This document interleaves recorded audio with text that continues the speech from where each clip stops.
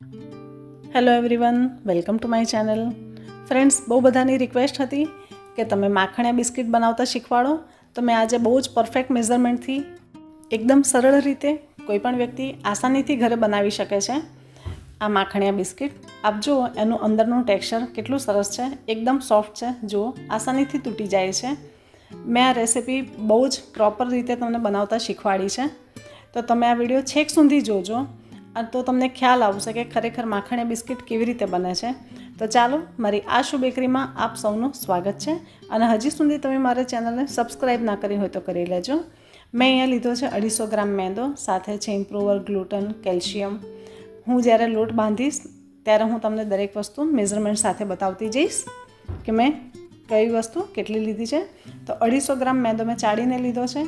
એમાં હું 1/2 ટીસ્પૂન નાખું છું ઇમ્પ્રુવર. સાથે હું અહીંયા લઈ રહી છું કેલ્શિયમ હું લઈ રહી છું અહીંયા 1/4 ટીસ્પૂન. અને સાથે હું ગ્લુટન અહીંયા લઈશ 1/2 ટીસ્પૂન. હું આનું વજનમાં પણ માપ લખી દઈશ ડિસ્ક્રિપ્શન બોક્સમાં, તમે ત્યાં પણ જોઈ લેજો. અને મેં કઈ વસ્તુ કેવી રીતે ક્યાંથી લીધેલી છે એની લિંક પણ હું ડિસ્ક્રિપ્શન બોક્સમાં લખી દઈશ, તો તમે ત્યાંથી ચેકઆઉટ કરી શકો છો. આ છે મેં 1/2 ટીસ્પૂન લીધું છે અજમો અને 1/2 ટીસ્પૂન છે જીરું. ફ્રેન્ડ્સ, આ બહુ સરસ રેસિપી છે, તમે જરૂર બનાવજો. આ છે 1 ટીસ્પૂન ભરીને દળેલી ખાંડ અને સાથે છે 1/2 ટીસ્પૂન મીઠું. આ બધી જ વસ્તુ આપણે મેંદામાં એકવાર મિક્સ કરી લઈએ. બધું પ્રોપર એકવાર લઈ લીધું છે આપણે. હવે આપણે બહુ ખાસ કંઈ કરવાનું છે નહીં. આ છે આપણું ઘી, માર્જરીન છે, જે આપણે બિસ્કિટ બનાવવા માટે જે માર્જરીન વાપરીએ છીએ, કૂકીઝનું માર્જરીન છે. એ મેં અહીંયા લીધું છે 150 ગ્રામ. 150 ગ્રામ છે બિસ્કિટનું ઘી. આ કૂકીઝ આનાથી જ બનશે. તમે અહીંયા બટર કે ઘી કશું લેવા જશો તો પ્રોપર માર્કેટ જેવો ફ્લેવર પણ નહીં આવે અને એનું ટેક્સચર પણ નહીં આવે. આ ઘીને આપણે ઓછામાં ઓછું 5 થી 7 મિનિટ આવી રીતે ફેંટવાનું છે. એ પછી એની અંદર હું અહીંયા લઈ રહી છું 2 થી 3 ટીપા જીરાના એસન્સના. આપની પાસે જીરાનું એસન્સ હોય તો તમે નાખી શકો છો, નહીં તો ચાલશે. અને ફેટની અંદર જ આપણે જીરાનું એસન્સ મિક્સ કરવાનું છે. બરાબર એકવાર મિક્સ થઈ જાય અને ઘીમાં જે કણીઓ હોય એ બધી દૂર થઈ જાય એ પછી આપણે જે મેંદો બધું મિક્સ કરીને રાખ્યું હતું, ઇમ્પ્રુવર ને બધું, એ આપણે લઈ લઈશું. આને કહેવાય છે મોણ પદ્ધતિ. બેકરીમાં હંમેશા દરેક વસ્તુ બનાવવાની એક અલગ રીત હોય છે. હું અહીંયા કશું જ કટ નથી કરતી, ખાલી સ્પીડ જ વધારું છું, તો તમને દરેકે દરેક સ્ટેપ બરાબર ખ્યાલ આવે. જેવી રીતે આપણે ઘરે અમુક વસ્તુઓ જે બનાવતા હોઈએ છીએ, જેમ કે ફરસી પૂરી કે કંઈ પણ, તો જેમાં આપણે મોણ થોડું વધારે લેતા હોઈએ છીએ, સેમ વસ્તુ અહીંયા પણ છે. આપણે મોણ પદ્ધતિથી અહીંયા મેંદા પર બધું ઘી પ્રોપર આવી જવું જોઈએ. મેંદાના દરેકે દરેક કણ ઉપર ઘી લાગી જાય એવી રીતે આપણે અહીંયા મેંદાને પહેલાં મિક્સ કરવાનો છે. આપણે જોયું હશે કે હજી સુધી મેં આમાં યીસ્ટ નથી નાખી. આપ જુઓ તો મેંદાનું ટેક્સચર અત્યારે આપ જુઓ મુઠ્ઠી પડે એવું તો છે, પણ જો તમે ઈચ્છો ને તો આ ટાઈમે પણ એના કૂકીઝ બનાવી શકો છો. પણ આપણે જે માખણિયા બિસ્કિટની અંદર તમે જોયું હશે કે એમાં જે નાની નાની ઝીણી ઝીણી જાળી પડી હોય છે, એ જાળી શેનાથી આવશે? યીસ્ટથી આવશે.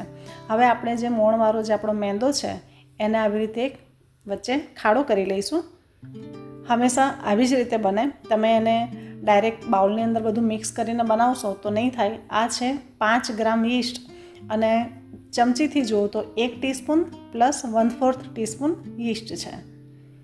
આપણે અહીંયા આગળ આવી જ રીતે યીસ્ટને મિક્સ કરવાની છે, ડાયરેક્ટ લોટમાં કે પાણીમાં મિક્સ નથી કરવાની.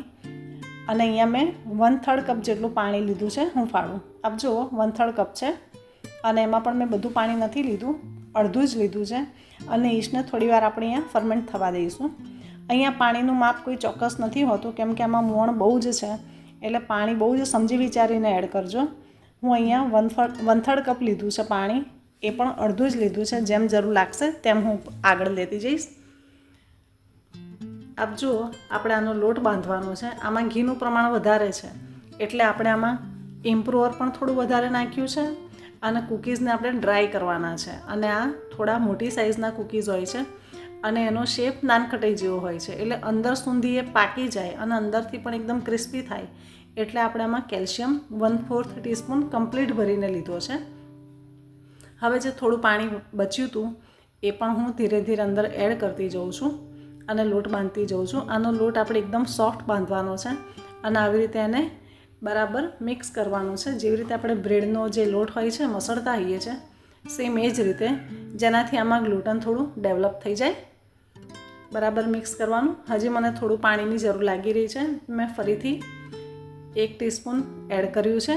આ પણ હુંફાળું પાણી જ છે. અહીંયા આગળ ઘીનું પ્રમાણ વધારે હોવાથી યીસ્ટને ફર્મેન્ટ થતાં થોડી વાર લાગશે, કેમ કે ઘીના લીધે યીસ્ટ એને જે હાઇટ મળવી જોઈએ એ નહીં મળે. એટલે આપણે અહીંયા 1/2 ટીસ્પૂન ઇમ્પ્રુવર લીધું છે. ફરીથી હું અહીંયા 1 ટીસ્પૂન પાણી લઈ રહી છું. હવે આપણે લોટને ફરીથી બરાબર એકવાર મસળી લઈશું. અહીંયા મેં કોઈ જ સ્ટેપ હિડન નથી રાખ્યો. બધું જ જે છે એ તમારી સામે જ છે. મેં કશું જ એડિટ નથી કર્યું, ખાલી ને ખાલી સ્પીડ વધારી છે. આપ જો લોટમાં એક લચીલું પણ આવી ગયું છે અને લોટ પણ એકદમ સોફ્ટ થઈ ગયો છે. અહીંયા તમે ઘરનું ઘી કે બટર લેશો તો જે આપણો લોટ છે આટલો સ્ટીફ નહીં રહે, એ સ્પ્રેડ થઈ જશે. અને જ્યારે તમે એના બિસ્કિટ બનાવશો તો એનો શેપ પણ પ્રોપર નહીં આવે અને એટલા ફરસા પણ નહીં થાય. એટલે બને ત્યાં સુધી હું એવી આશા રાખું છું કે તમે માર્જરીન જ યુઝ કરો. અને માર્જરીનની પણ હું લિંક તમને ડિસ્ક્રિપ્શન બોક્સમાં આપી દઈશ. તમે ત્યાંથી એકવાર ચેકઆઉટ કરી લેજો. હવે આપણો ડો બરાબર બનીને રેડી છે. એને આપણે 20 મિનિટ માટે આવી રીતે ઢાંકીને રાખીશું. 20 મિનિટ પછી આપણે એને વધારે ટાઈમ નથી આપવાનો. 20 મિનિટ ઘણી છે. આપ જુઓ નીચેથી થોડી થોડી જાળી પડવાની શરૂઆત થઈ ગઈ છે. આમાં ઘીનું પ્રમાણ વધારે છે એટલે યીસ્ટને અંદર ફર્મેન્ટ થતાં થોડી વાર લાગશે, એને ઉઠતા વાર લાગશે. એટલે આપણે ઇમ્પ્રુવર થોડું વધારે લીધું છે. હવે આપણે આ ડોમાંથી 20-20 ગ્રામના નાના નાના બોલ બનાવીશું. આપ ચાહો તો 20-20 ગ્રામના વેઇંગ સ્કેલ હોય આપની પાસે તો એવી રીતે કરી શકો, કાં પછી તમને ગમતું હોય એ પ્રમાણે નાના મોટા તમારી જાતે તમે લઈ શકો. પણ આઈડિયલ મેઝરમેન્ટ આનું 20 ગ્રામ છે. અને જે સુરતમાં જે મળતી હોય છે એ તો 25 થી 30 ગ્રામની હોય છે, કારણ કે એ જે માખણિયા છે ને એ થોડા મોટા હોય છે. પણ તમે એની બેકરીમાંથી રેગ્યુલર કોઈ બેકરીમાંથી લાવશો ને તો આનાથી પણ નાના નાના હોય છે. પણ 20 ગ્રામ પરફેક્ટ છે. અને તમારી પાસે વેઇંગ સ્કેલ ના હોય તો તમે આટલા ડોમાંથી આરામથી 24 કે 25 બોલ તમે બનાવી દો એટલે પરફેક્ટ તમારા શેપમાં આવી જશે. આપ જો અમારે અહીંયા આગળ એક્ઝેક્ટ 24 બન્યા છે. હવે જેવી રીતે આપણે જે બન બનાવીએ છીએ સેમ એ જ રીતે આપણે આના નાના નાના બોલ બનાવવાના છે. બધી સાઈડ ઉપરથી લઈને નીચે લેવાની છે અને બધી જ સાઈડ જે છે એ નીચે સરસ જતી રહેવી જોઈએ અને ઉપરની એની સરફેસ છે એ એકદમ આવી ક્લીન હોવી જોઈએ, તો હવા એની તિરાડમાંથી બહાર ના નીકળી જાય. એટલે ઉપરની સરફેસ ઉપર તિરાડ ના હોવી જોઈએ. આપણે આવી રીતે બધા જ આપણા જે બોલ છે એ બનાવીને રેડી કરી દઈએ. અહીંયા જે મેં તેલ લીધું છે એ ફ્લેવરલેસ તેલ છે અને તેલનું કોઈ માપ નથી. મેં અહીંયા આગળ 2 ચમચી જેટલું તેલ લીધું હતું, ખાલી એકવાર લોટને મસળી અને શેપ આપવા અને અત્યારે આ નાના નાના બોલ બનાવવા માટે.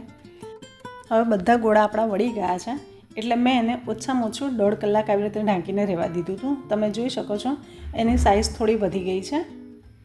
આટલા થાય એટલે ઇનફ છે. તમે જે સાઇઝના બનાવ્યા હોય એનાથી થોડા ડબલ થઈ જવા જોઈએ. એનાથી વધારે તમારે એને પ્રૂફ કરવાની કોઈ જરૂર નથી. આની અંદર નાની નાની જાળી પડશે. જ્યારે મેં આને પ્રૂફ કરવા માટે મૂક્યા હતા એ પછી મેં અડધા કલાક પછી મારું ઓવન મેં ચાલુ કરી દીધું હતું. ઓવન મેં અત્યારે મૂક્યું છે પ્રીહીટ ઉપર મૂક્યું હતું 200 ડિગ્રી ઉપર. બંને રોડ ઓન છે અને અત્યારે હું એને 20 મિનિટ માટે હાલ મૂકું છું. આપ જોઈ શકો છો 200 ડિગ્રી છે અને મેં એને 20 મિનિટ માટે મૂક્યું છે. એકવાર આને જ્યારે તમે પહેલી વાર અંદર મૂકો છો ત્યારે એને હાઈ ટેમ્પરેચર ઉપર એટલે કે 20 મિનિટ માટે એકવાર એને હાઈટ આપી દેવાની. તમે જોઈ શકો છો કેટલો સરસ કલર આવી ગયો છે. અત્યારે આપણા કૂકીઝ છે એ એકવાર એનો શેપ આવી ગયો છે અને ઉપરથી સરસ કલર આવી ગયો છે. આ છે અનસોલ્ટેડ બટર. તમારી પાસે જે બટર હોય તમે લઈ શકો છો. મેં અહીંયા આગળ બટર બધા જ કૂકીઝ ઉપર લગાવી દીધું છે. આપ જુઓ એનો કલર કેટલો સરસ આવ્યો છે. અને હવે મેં મારા ઓવનને 120 ડિગ્રી ઉપર પ્રીહીટ કરવા મૂકી દીધું છે. આપ જુઓ બટર ઉપર 2 વખત મેં લગાવ્યું છે. પહેલાં એકવાર બધા પર લગાવી દીધું, પછી ફરીથી બીજી વખત બધા પર બટર લગાવ્યું, જેથી એની ઉપર પ્રોપર બટરનો ફ્લેવર આવે. હવે હું આને જે મિડલ રેક છે વચ્ચેની એની ઉપર મેં મારી જે ટ્રે છે એને સેટ કરી છે. ટેમ્પરેચર છે 120 અને હવે હું એને ટાઈમ આપું છું 60 મિનિટનો. એટલે પહેલાં આપણે એને 200 ડિગ્રી ઉપર 20 મિનિટ માટે મૂક્યા, કેમ કે એની એકવાર પ્રોપર હાઇટ આવી જાય, એક સરસ કલર આવી જાય. અને એ પછી આપણે એને 120 ડિગ્રી ઉપર મૂક્યા 60 મિનિટ, એટલે કે 1 કલાક માટે, જેથી એ અંદર સુધી ધીમા તાપે સરસ બેક થઈ જશે.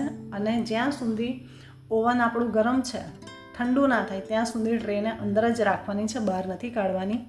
એટલે ઓવન બંધ થયા પછી પણ જે 5-7 મિનિટ સુધી એમાં જે થોડું ઘણું ગરમાવું હશે ત્યાં સુધી આપણી કૂકીઝ અંદર ક્રિસ્પી થતી રહેશે. અત્યારે તમે જુઓ કે બંને બાજુથી આગળ અને પાછળ બહુ જ સરસ કલર આવ્યો છે અને નીચેથી ઝીણી ઝીણી જાડી પણ દેખાય છે. હું તમને તોડીને બતાવું. જુઓ, આસાનીથી તૂટી જાય છે અને અંદરનું ટેક્સચર જુઓ, એકદમ માર્કેટ જેવું છે. આ કૂકીઝ તમે ઘરે બનાવજો અને મને જણાવજો કે તમને આ રેસીપી કેવી લાગી. અને હજી સુધી તમે જો મારી ચેનલને સબસ્ક્રાઈબ ના કરી હોય ને તો પ્લીઝ કરી લેજો. અને સાથે તમને એ પણ જણાવું કે હવેથી ઘણા બધાની એવી રિક્વેસ્ટ હોય છે કે તમે આ ક્યાંથી લીધું, કે તમારી પાસે આ શું છે. તો હવે મને ખ્યાલ આવે છે કે તમને બધાને ઘણી વખત પ્રોબ્લેમ થતી હોય છે. તો હવે હું જે પણ આઈટમ મારી યુઝ કરીશ એની હું લિંક તમને ડિસ્ક્રિપ્શનમાં જરૂર આપી દઈશ, તો તમે એકવાર ત્યાં જરૂર જોઈ લેજો.